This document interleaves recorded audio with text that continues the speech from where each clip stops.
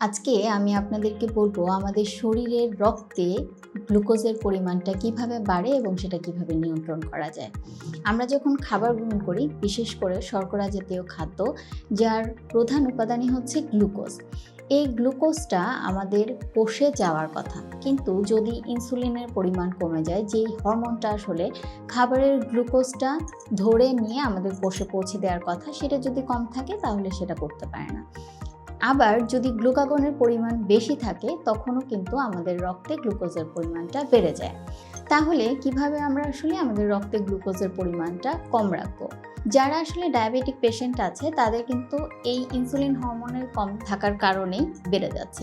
আবার আমরা যারা স্বাভাবিক আছি, অর্থাৎ আমাদের ডায়াবেটিস হয়নি এখনও, আমরা যখনই খাবার গ্রহণ করব আমাদের কিন্তু তখন 10 থেকে 15 মিনিট পরে আমাদের শরীরে গ্লুকোজ লেভেলটা স্পাইক করে। এটা নর্মাল, এবং 2 ঘন্টা পরে সেটা আবার নর্মাল রেঞ্জে চলে আসে। তাহলে এই যে রক্তের গ্লুকোজের মাত্রাটা নিয়ন্ত্রণ করার জন্য কি করতে হবে? প্রথমত আমাদেরকে এমন ধরনের খাবার গ্রহণ করতে হবে যেগুলো আমাদের রক্তে দ্রুত গ্লুকোজ স্পাইক করবে না, ধীরে ধীরে গ্লুকোজগুলো প্রডিউস করবে, আমাদের গ্লাইসেমিক লোডটা বাড়বে না। লো গ্লাইসেমিক ফুড জাতীয় খাবার গ্রহণ করতে হবে, অর্থাৎ যেই খাবারগুলো আমাদেরকে ধীরে ধীরে এনার্জি বা গ্লুকোজ প্রোভাইড করবে। 2 নম্বর হচ্ছে আমাদেরকে শারীরিকভাবে পরিশ্রম করতেই হবে। আমরা যত বেশি শারীরিকভাবে অ্যাক্টিভ থাকবো, আমাদের শরীরের মুভমেন্ট বেশি হবে, আমরা এক্সারসাইজ করব, তত বেশি আমাদের এই গ্লুকোজ যেটা বাড়তি থাকার কথা সেগুলো বার্ন হয়ে যাবে। পাশাপাশি আমাদের রক্তে গ্লুকোজের মাত্রা না বেড়ে কোষে সেটা চলে যাবে। এছাড়াও আছে ঘুম।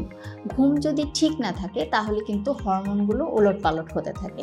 ইনসুলিন বেশি থাকার কথা সেটা কমে যায়, গ্লুকাগন থাকার কথা কম সেটা বেড়ে যায়, যার কারণে রক্তে হচ্ছে আমাদের গ্লুকোজের মাত্রাটা বেড়ে যায়। আমরা এমন ধরনের খাবার বাছাই করব যাতে আমাদের পেটটা ভর্তি থাকবে, আমাদের দ্রুত ক্ষুধা অনুভব হবে না।